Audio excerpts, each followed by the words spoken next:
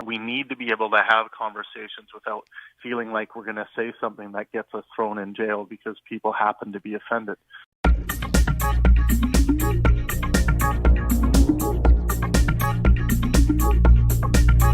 Skepticism.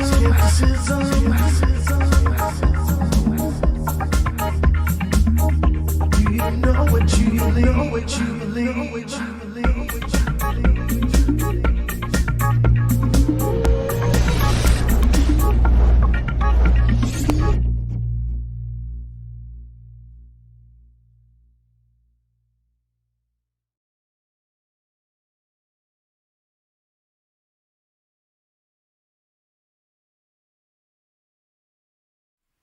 All right, folks, we are live.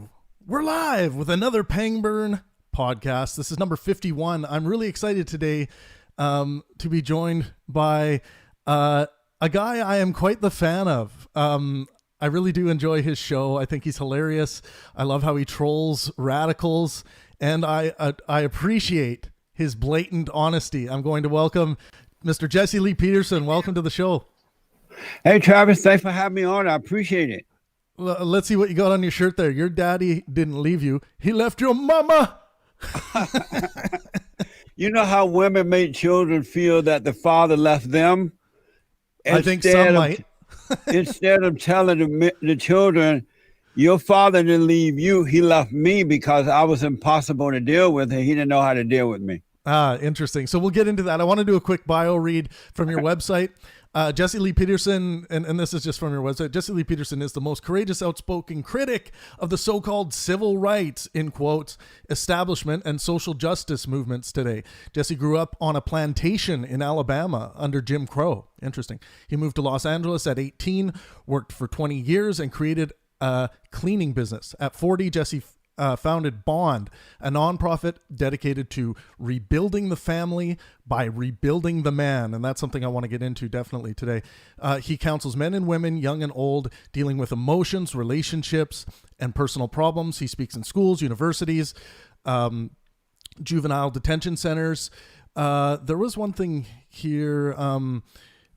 He led after-school character building programs and found a private school, Bond Leadership Academy. He's a radio, TV, talk show host, media commentator, speaker, and a lot of other things. His most recent book, The Antidote: Healing America from the Poison of Hate, Blame, and Victimhood, hardcover. Welcome, sir. Thank you. I appreciate that. So yeah, like I was saying, I'm a fan of your show. I think you're one of the funniest guys on the internet to me, to my comedy taste, and I like how you troll radicals. You attempt to expose irrationality, and I also appreciate your blatant honesty. And just three of my favorite quotes from your show: he black, lesbian, and beta. So those are my three favorite quotes. And how about amazing? And amazing. Yeah, that's another one. I like that one too. So tell me about rebuilding the man. Let's start off with this fundamental question. You like to ask this when you have guests on, but I want to ask you, what is a man? A man is a male who grown from male to manhood, and he loves what's right with all his heart, soul, and might, along with nothing else. He loves what's right more than he do himself, his wife or children, his family members, his business, his people, places, or things, even more than he loves his own reputation. Because when you love what's right with all your whole soul and might, you cannot be controlled by the world around you. I actually agree with that general philosophy. Now, here's where we may disagree. How does one come to know what is right? When they are born of the Father, when they return to the Father, we are all born through the mother. And when we are born through the mother, we are in a fallen state. We are dying and not living. And so when you forgive the mother, and most, if not all, most mothers turn their children away from the fathers, their earthly fathers. And when you turn them away from their earthly father, you turn them away from God. So you take on the mother's identity. And any male that has anger is a female. He's a woman because he has his mother identity. Right. And he must forgive his mother for turning him away from his father. then he shall become a man. So why do you think most women do this? I don't think that's true. They do it because they hate God, they hate men, they hate the image of God, because you got to realize that Satan is the woman's God below, and God is the man God from above. And men represent the sons of God, women represent the daughters of Satan, and they're at war with one another, and they hate the Son of God, and that's why they turn children away from the fathers. That makes me sound, it seems to me like you've had really bad experiences with women, because I don't see women that way. I've had amazing experience, and the reason that you don't see them is you have not overcome your mother yet. You have a woman's mindset. Any man that is emotional, he lives in his thoughts, he lives in his imagination, and he's emotional like a woman, so he identified with the mother. So why do you think? Why do you think that's me though? Because all men are born through women, and so all men are born in a fallen state. Oh, okay. So, but you wouldn't say you are, of your mother. You would say you are a man, right? I would now, but I too was born through my mother. Oh, okay. And she hated men. She hated my father, and she seemed like a nice lady though. She was a Christian, because women can deceive you until you really get to see for yourself. And boys and girls know that their mother are held to pay in the homes, but they can't go to their fathers because the fathers are married or involved with the mother. Because if they don't you become like what you hate. And so the fathers hate their mother, and every woman they get involved with is mama. And that's why the man become the boy, and the wife or girlfriend or fiance, whatever they are, they become the mother to the male. Have you ever deceived anyone? In my fallen state, I'm sure I have, but not now. But not now. In the last 30 years. Yeah. Well, I think moving away from deception is a good thing. I don't think there's anything fundamental about women or males that makes them more likely to deceive, though. I think if we look at the evidence of reality, that's kind of something that is going to be based on their environment and their cultural elements, not necessarily their biology. Well, any woman that grew up close to her father, she has a father identity, she will not deceive. But most women are not, because the mothers hate the fathers and they turn them away. But women can't help but deceive because their father, Satan, is a deceiver. I want to deal with that part. I think you have a belief that most women hate their fathers. Yes. Why do you believe that it's most women and not just some? Because we're all born into crazy families. The Bible calls it sin. We're born into sin. But what it means is that we're born into families where the fathers and mothers are not perfect. And the mothers are ruling the house. If she is lucky enough to be married, she's over the man rather than the man being the head of the woman. And so any woman that controls the father also controls the children. And she turned them away and toward her and recreate them in her image. That's why you have a lot of men who are emotional like a woman. Oh, okay. And why do you think so I disagree with this part. Why do you think we are born into sin? Is that because of your Christian ideology? Because women are in a fallen state. When the woman believed Eve, when Eve believed the serpent, Satan became her daddy. She fell away from the man, her husband Adam. And so He became the leader of the woman, the head of the woman. And so when we are born through the woman, we're born into that same situation. But thank God that we can overcome it when we go and just say to the mother, hey, I'm sorry for hating you. Not I'm sorry for what I've done, because the mother recreates you in her image, so you can't help but do bad things. But when you stop hating her, when you apologize for hating her, you will overcome her and return to the Father. And the Father on earth will cause you to return to the spiritual father within. So I agree that is what that is what, let's say, Scripture would say, the Bible would say. But I view that as metaphor, as narrative. I don't view it as like real like you do.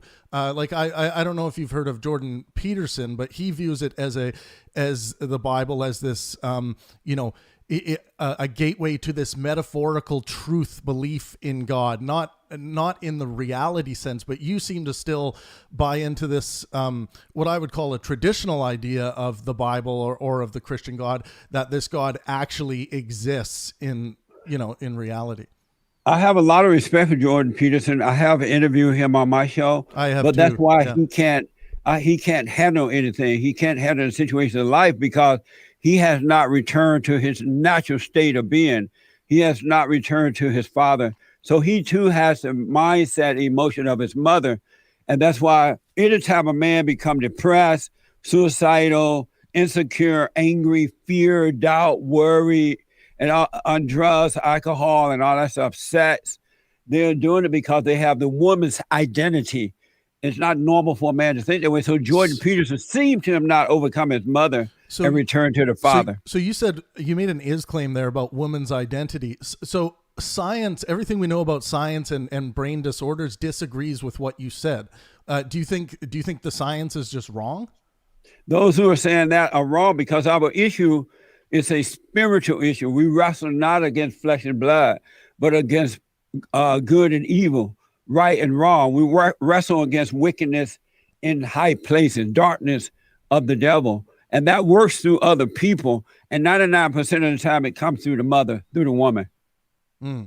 Interesting. So why don't you tell me where I've gone wrong here? Because ever since I was a young kid, I looked at the Bible as a story, as a myth, very entertaining, interesting in its own right. And I read it lots, studied it, but then I would kind of snicker at people who would take it literally and think that this was the actual word of God. Because the more research I did, I looked into it, and it's like, okay, the people who wrote down the scripture were these Bronze Age peasants who claimed to be divinely inspired. But my question for you, Jesse, is why do you believe their claim that they were divinely inspired? Because there are men who are inspired. There are those who are not. And any man that didn't grow up close to his father is not inspired because he hates the father's image. He hates his own identity. And so you can always tell when an atheist is that whether boy or girl, they did not grow up close to their fathers. They grew up close to their mothers. Well, that's not true in my case, and maybe I'm an outlier, not part of the general rule, but I have a very close relationship with my father, and I would say probably relate more to my father than I do with my mother, and it's still very close. So did he protect you from your mother? Did he what? Sorry? Did he stand between you and your mother while you were growing up and protecting you from her? No, I don't think I required protection from my mother because he was a poor example. He wasn't a perfect man, a good example for you. And whether you realize it or not, he's afraid of your mother. And so you have your mother's identity and don't realize it. So Jesse, I think what you tend to do is this. You attempt to try to read into situations without very much evidence. Like, for instance, you started talking. Well, the fact that he didn't protect you from your mother shows that he may have been a decent man, and you may have grown up close to him, but he was a beta male when it came to dealing with your mother. Well, you don't know that because you don't have enough evidence to Well, make when that you claim. said that he did not protect you from her, that's all the evidence I need. Yeah, but when you might be meaning something different when you say protect, because what would my father need to protect me from? From your mother imposing her will on you. From your mother. In what way? I just want to understand your thinking. In what way would she impose her will?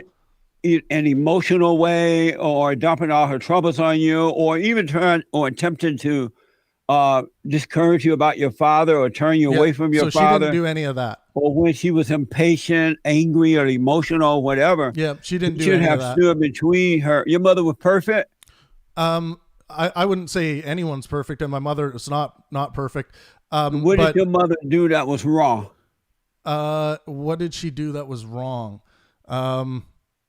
My mother probably, maybe at some times she became, emotional at moments that maybe she didn't need to, but literally my mom, like on the scale of right or wrong, my mom is, very high standard, moral person, I would say. And so you said what she did wrong, she was too emotional at time? I would say like I could maybe point to a couple instances where maybe she let her emotions Maybe get the or best for of her. sure? It's hard to tell because my mom has been You such can't a tell if your moral. mother was emotional or Well, not?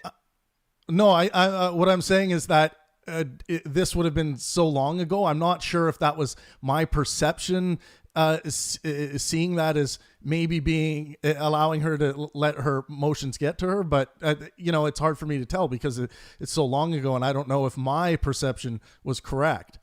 So you don't know, as an adult, you don't remember if your mother was emotional or not.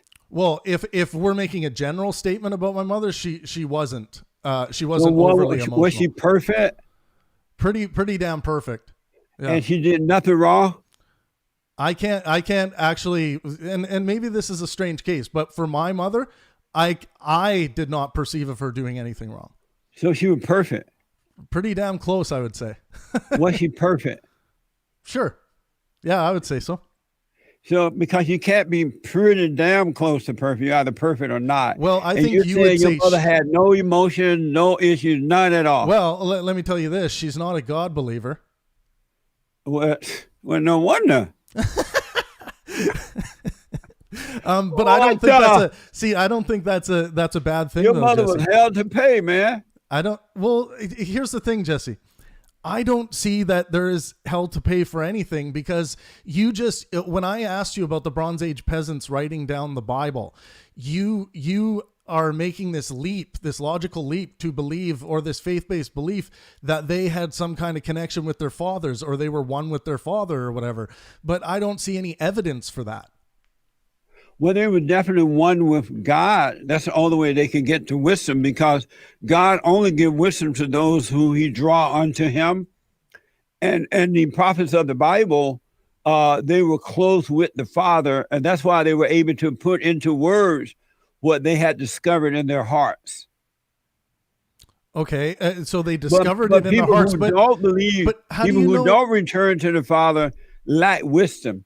They don't have wisdom at all. Wisdom is strange to them. They cannot understand it because it only comes from God, and he only gives that to those who return to him. Yeah, but Jesse, how do you differentiate between this Bronze Age peasant just imagining and coming up with this this myth structure or this book, and that they were divinely inspired? Couldn't they have just been the Shakespeare of their time? No, because had they been Shakespeare, they would not have been able to write the truth as to what we needed to do in order to return back to the Father. How do you know that? They would not have had perfect love within themselves. They would not have been able to tell us how to overcome the fallen state. Yeah, but there were other philosophers at that time saying a lot of the same things.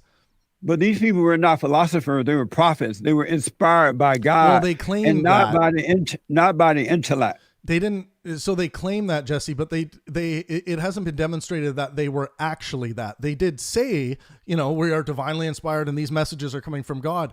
But again, science tells us that if we look at people who have claimed stuff like this, kind of more in modern day, we take those claims with like a grain of salt, saying, well, it's very likely that these ideas are coming from their own imagination.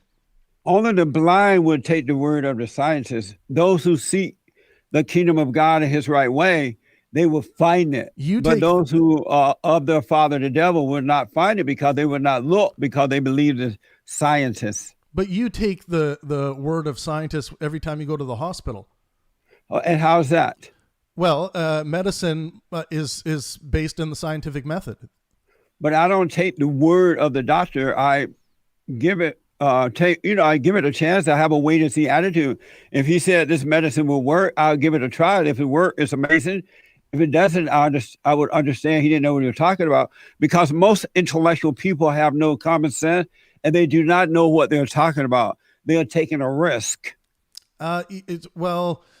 I mean, being an intellectual person, I agree, isn't necessarily going to mean that you have common sense, but I promote skepticism, and skepticism just simply meaning separating bullshit from reality. And I feel like you are attempting to do the same thing as well in your worldview, but I think your skepticism is failing you with the God thing because you're taking it literally when you don't have enough evidence to take that literally. Like, why don't you adopt the Jordan Peterson type metaphorical belief? Because I believe in God. I have faith in him. I know that he is my father, and he is of love. He is of the light. And so in anyone who believes in him, have returned to the Father, they have no fear. They have no doubt. They are not, they have no worries. They are not on medication. They are not ruled by the woman. They overcome the woman. And there's that perfect order of God in Christ, Christ and man, man over woman and woman over children. And one of the reasons Jordan Peterson may be in some mental hospital now is because he has no faith in God. The woman is his God. So you mentioned medication, and so you're just wrong on that front. Like there are a lot of faith-based religious people just like you that are on medication to help with brain disorders like depression. Well, depression is not a brain disorder. Depression is a spiritual disorder. That's not true, Jesse. Anyone who gets science disagrees with you. Anyone who develops depression has been separated from their father, and they live in their imagination. No, that's woo-woo, and they believe man. every thought that they get, not realizing that their thoughts are not their own.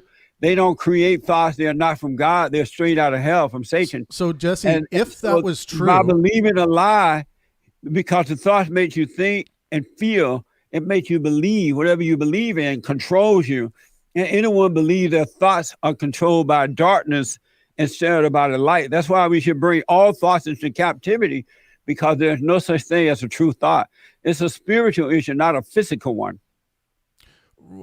Yeah, but so the whole scientific method disagrees with you on brain disorders. Then, if you actually were telling the truth, that you have some type of a physical effect, but spiritual disorder is not physical; it's spiritual. Yeah, I agree. I agree with you. Like when you say spiritual disorder, I would call that ideological disorder. But you know,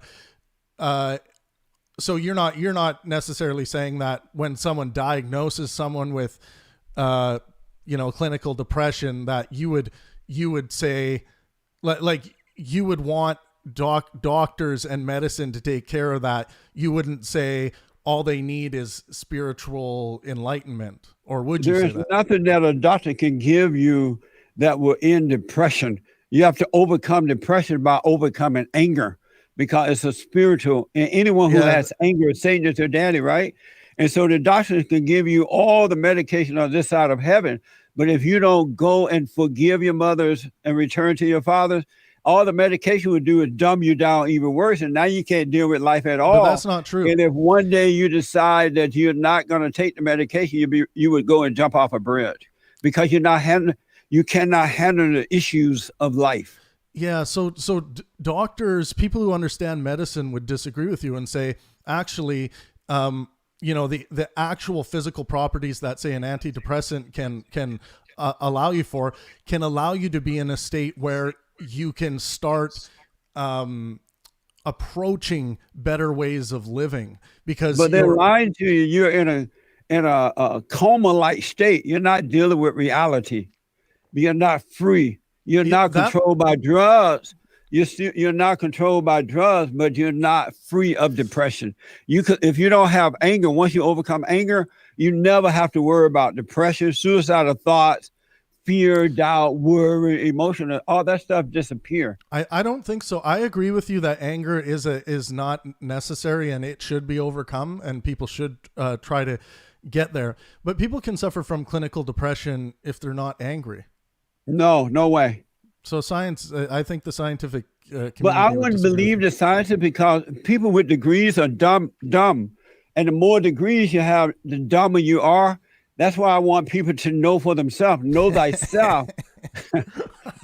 Amazing. The more degrees you have, the dumber you are. Well, look, Jesse. Here's what I think. If you know the kids with high school degrees are a little smarter than the BS degree, Bachelor of Science or whatever they call it, and then the master's degree is the kids with the BS is smarter than. The more degrees you get, the dumber you become. I think what you're really saying, Jesse, is that some people, as they move up in academia, that can kind of go to their head, and they can they start thinking through this this kind of this lens of being on this pedestal or something, when they're kind of looking down at things and they're losing some common sense. I think that can happen, but I don't think it's necessarily related to the amount of degrees. No, it is. The more degrees, the dumber you are. And the people, it's a waste of time. Education in that form is a waste of time. All it does is build the ego, and these people may pay buku money to get a dumb piece of paper to repeat what someone else told them, buku? Right? I don't know that word. What, buku? Yeah. It means many, much. Many? It means a lot. Okay. It's a black thing. He black. He black. And so I wouldn't trust the intellectuals at all. Look at the whole world and messed up now because people have put their trust into so-called intellectual people, and they don't think for themselves, and now they're being controlled by the intellectuals who have no idea what they're doing. But you know what you're doing. Absolutely. Okay, I want to move. I'm really enjoying this, Jesse. I'm so glad to be with you today. The chat's going crazy on YouTube. We got almost 900 people watching. Amazing. Yeah, amazing. And I hope we can actually, I'd love to come on your show and have a conversation. It'd be fun. Absolutely. I would love that. Yeah. So let's talk about COVID-19, man. Let me just start off with this question. Would you rather die than wear a mask?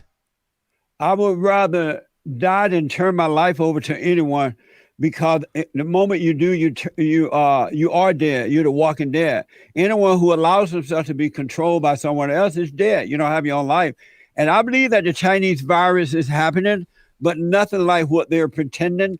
They have turned the Chinese virus to a political issue because they discovered that they can put, the Democrats did this, the liberals, the black race hustlers, the never Trumpers, they turned it into a political issue in order to control the people in hopes to get Donald Trump, the great white hope, out of office. I'm going to do my best, Jesse. So what you said are a lot of words.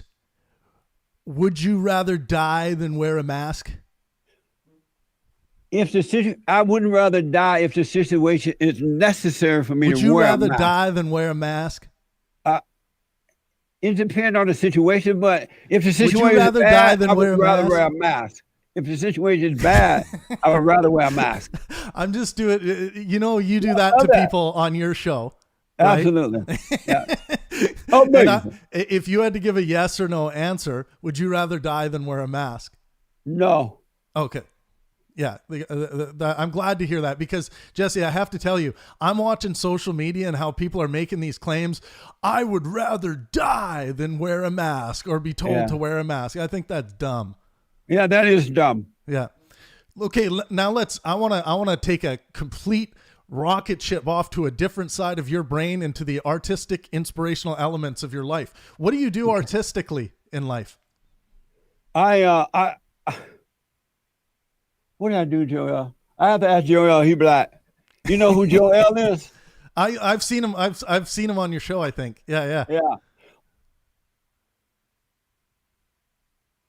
I like to sing. Do you? Oh, I sing all the time. Can you sing something for us? There's nothing like a black man who can sing. What can we sing together? I'm a singer. How about a little Bob Marley? How about turn down the lights, turn down the bed, turn down these voices inside my head. You ever heard that? Oh, hell yeah. Isn't that an amazing song? So I don't know the lyrics. Tell me no lies. Do you sing at your services? Be close. What? Do you, when you're in your pastoral, on your pastoral, let's say, pedestal, are you singing to your people?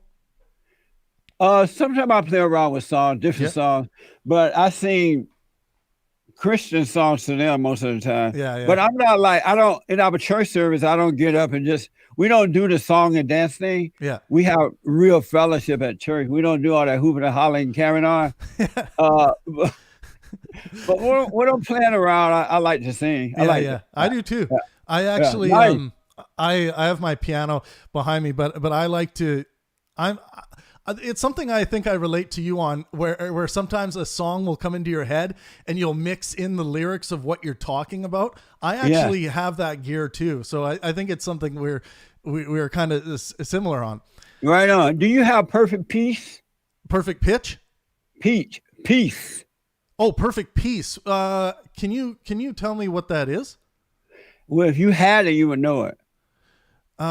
Perfect peace. Yeah, actually, I would say I don't. I think I'm in a pursuit of peace in my life always, but at this stage of my life, I do not. And why don't you? Well, I would say I am on a pursuit to find love right now, and I think I would actually let me actually put it this way.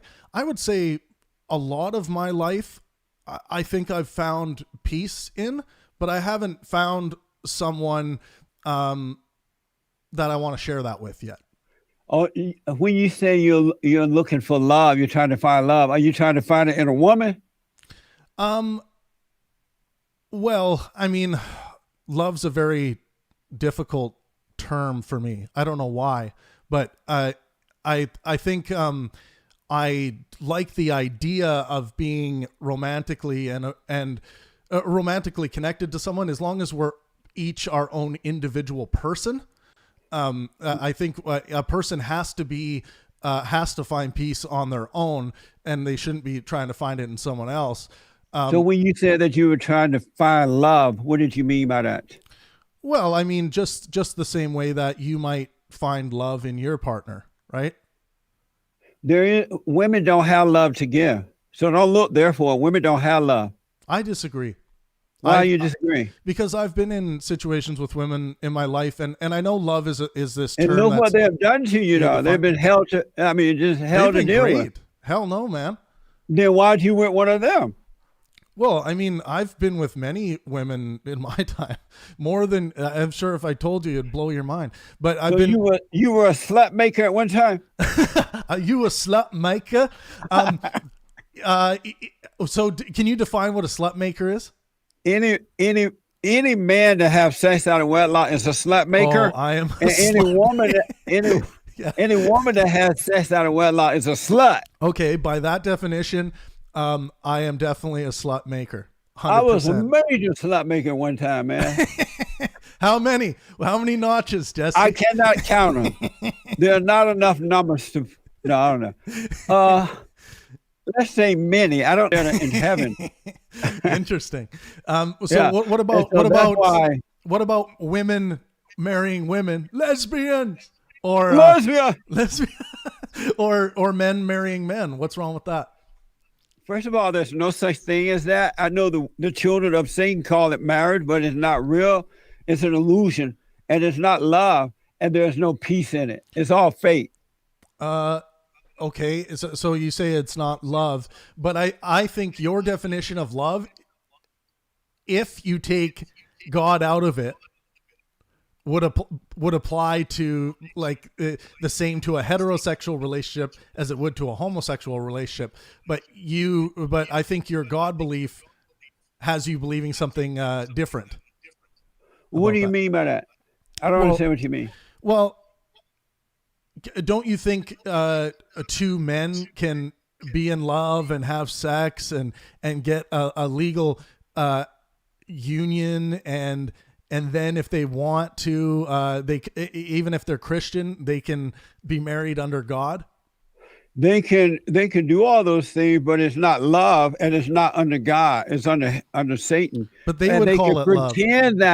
They can pretend that it's from God, but in that there is no peace. But they might say you're pretending, Jesse. In that, and it won't work because they will have no peace with it because they're doing it in a fallen state under the umbrella of evil rather than good.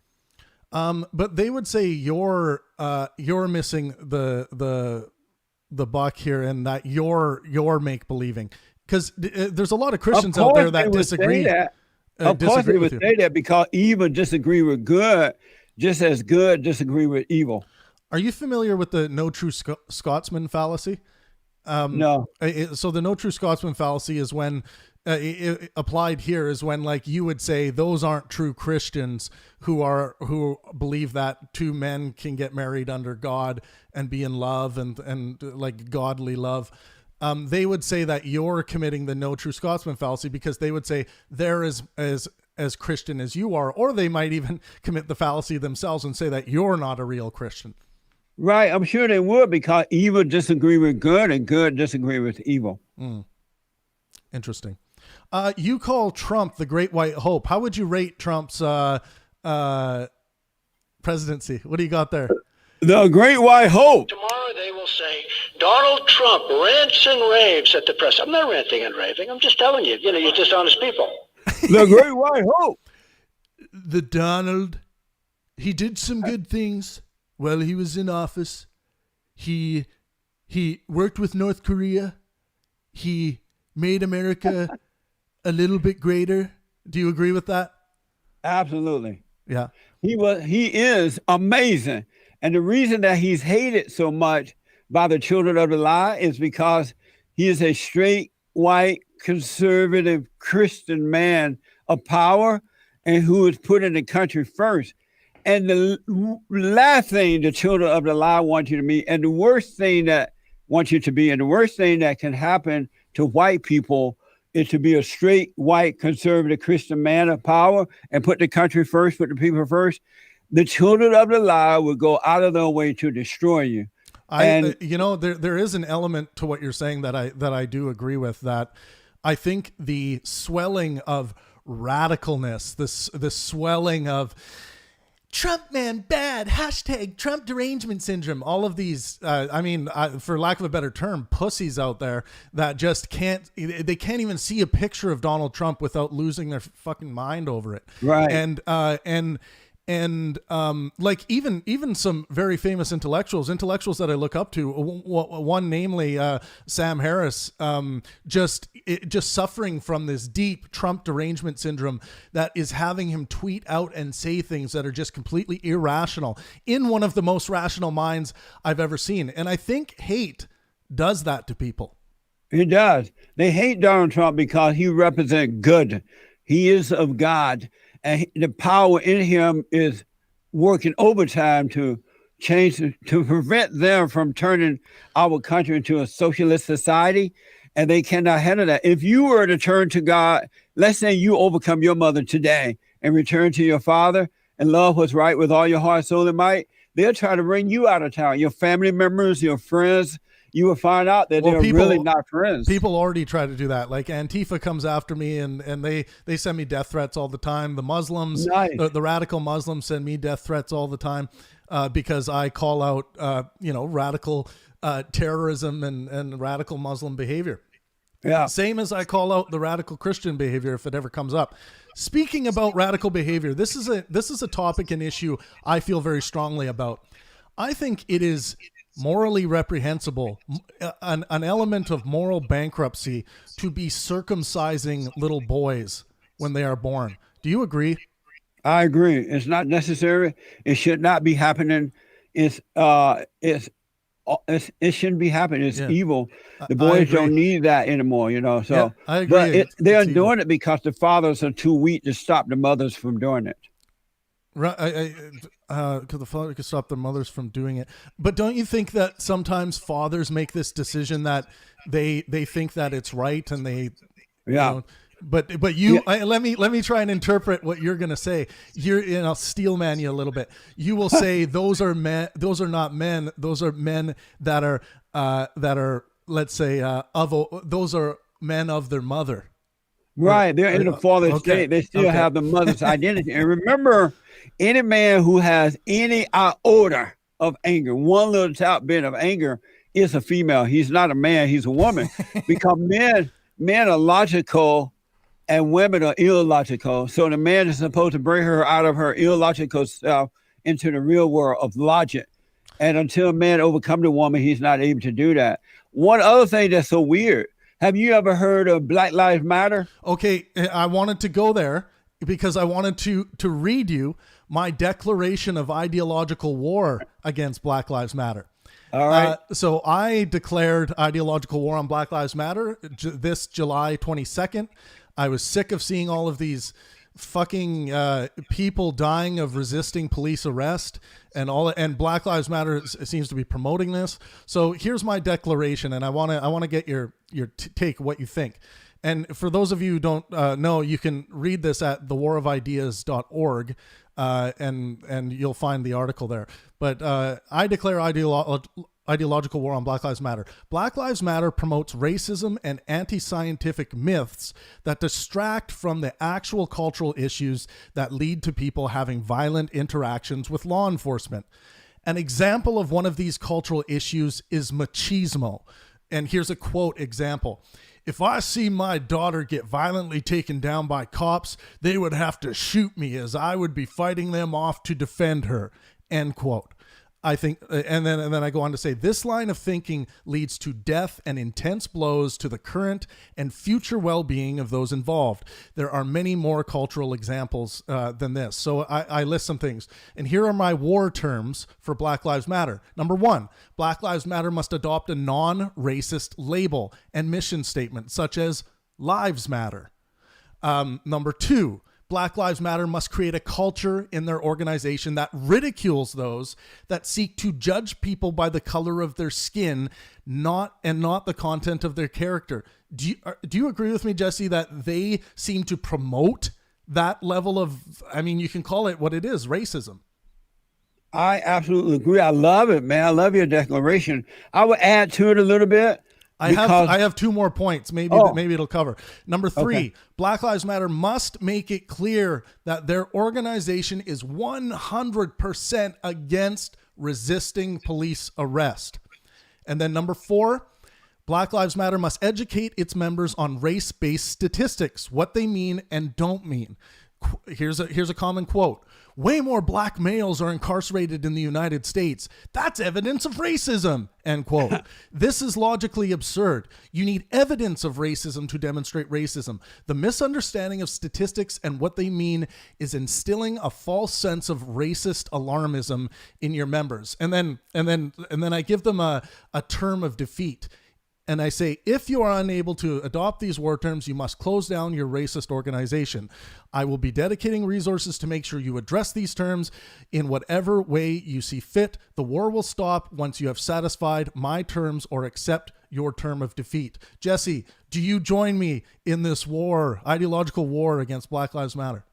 100%. Okay. Very nice, by the way, man. Very good. Thank you. I will add to it a little bit. Okay. The one thing you got to realize that Black Lives Matter is a far left, as you already recognize it, it's a far left liberal radical organization that's worse than the KKK. And it was founded by a bunch of fat, black, radical lesbians. And I never thought I would see the day, lesbians. I never thought I would see the day that anyone in America would follow a bunch of fat, black, radical lesbians. See, I think maybe some of them happen to be lesbians, but I don't think they're lesbians. They don't happen to be. They are radical lesbians with afros. Jesse is that everyone's uncle that is very traditional and is living in the 1920s and 30s with some of his ideas. Amazing.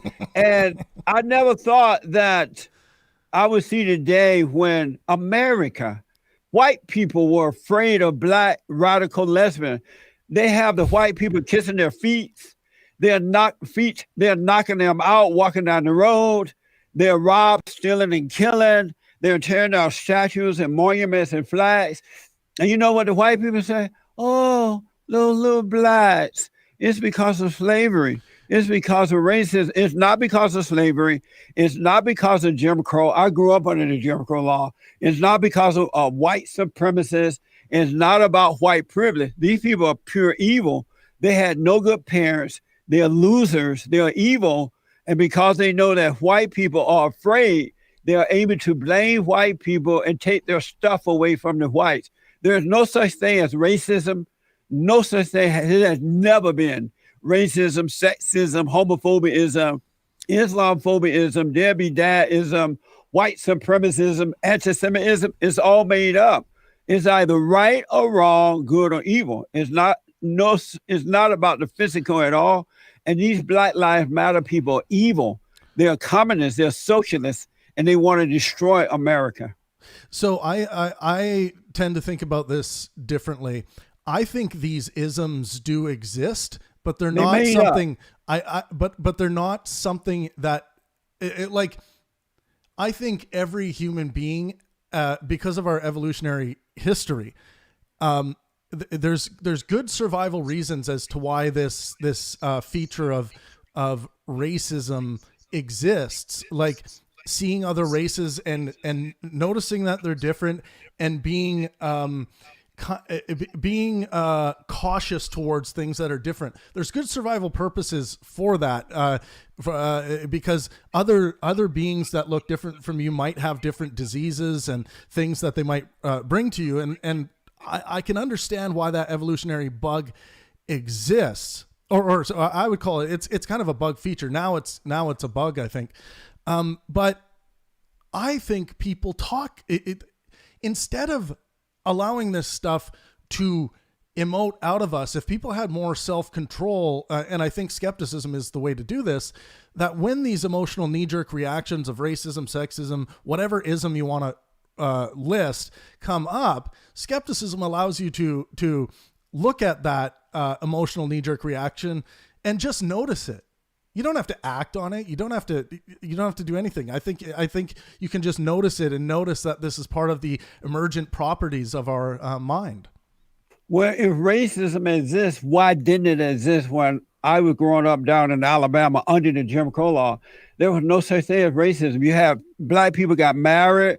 They worked hard. They were good the parents were good examples for their children. They bought land. We bought land, and those who wanted to go to college went to college. We treated our neighbors as ourselves.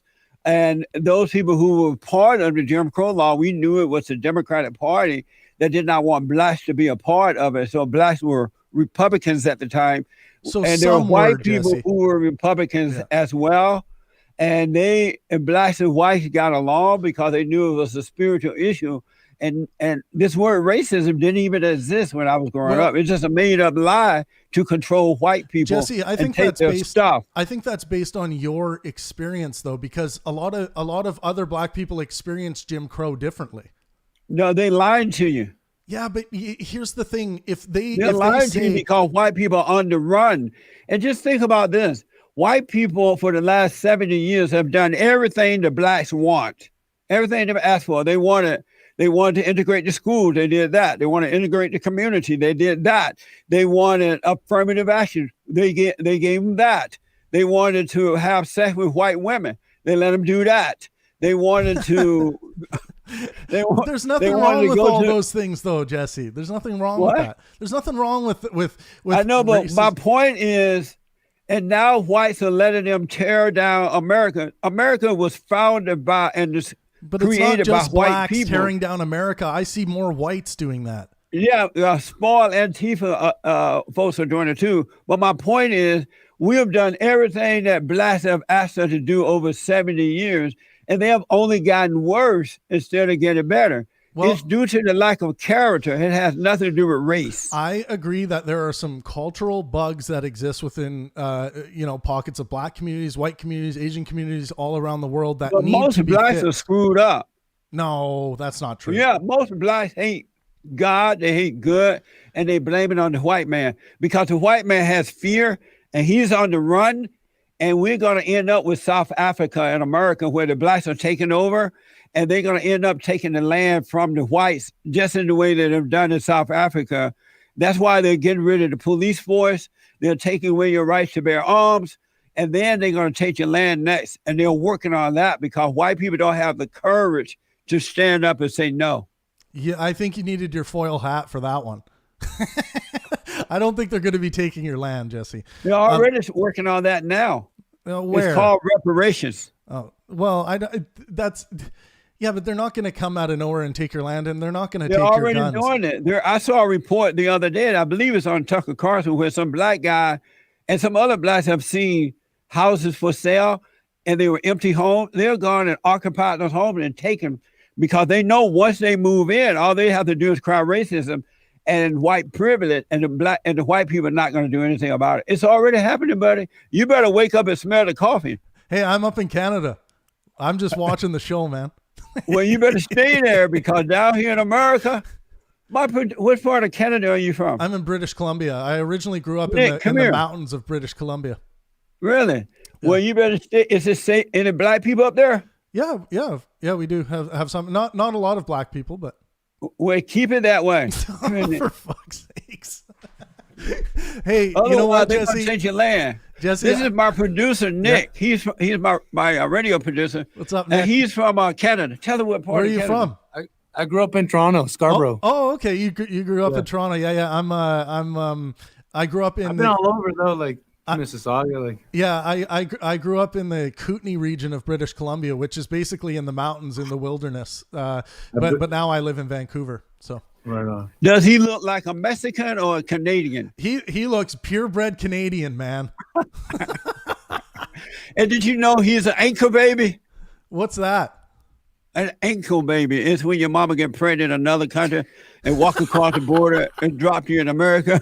That's almost all the way true. Amazing. Amazing. Okay, look, right, Jesse, this was an awesome conversation. I really enjoyed it. Nick, I want to get him on the show. Travis. Yeah. I would love to chat with you again, and I want to bring you back on my show. There's so many things I want to discuss with you about your life and your approach to theology and things like that. But we're out of time today, but I really appreciate you coming on today, and I appreciate you as a human, and I love all people just like you do. I do too. I love my enemies. I love all people. I do too. I stand up and disagree and fight back, but I don't hate anyone. And I was going to say, and one thing I think we both agree on is that free speech should be absolute. Absolutely, man. Yeah. And I want people to check us out at rebuildingtheman.com. Okay. Rebuildingtheman.com or JesseLeePeterson.com. And I definitely want to have you on. I have truckloads of questions to ask you awesome. after today. You can ask me anything, brother. Anything. Oh, I know. All right. We're all growing up. Yes. But I want your, and I will share this, this video with your people, and feel free to share it on your channels as well. But anyways, everyone, this has been Jesse Lee Peterson. I hope you enjoyed this conversation at Pangburn. And, as always, let art and science inspire. Thanks, Jesse. Thank you, man. Merry Christmas. Merry Christmas. Okay. All right, guys, that was Jesse Lee Peterson. That was a great conversation. I enjoyed it. Yeah, there's a lot of us in the room. Make sure you guys are subscribed to the channel. Hit that subscribe button, hit the like button. Join us on Discord. We have conversations every day. Hey, blah. Bruce. Yeah, I think that was a lot of fun. I can't wait to talk to Jesse again. Guys, I think this is how discourse has to go. People need to interject when these disagreements start.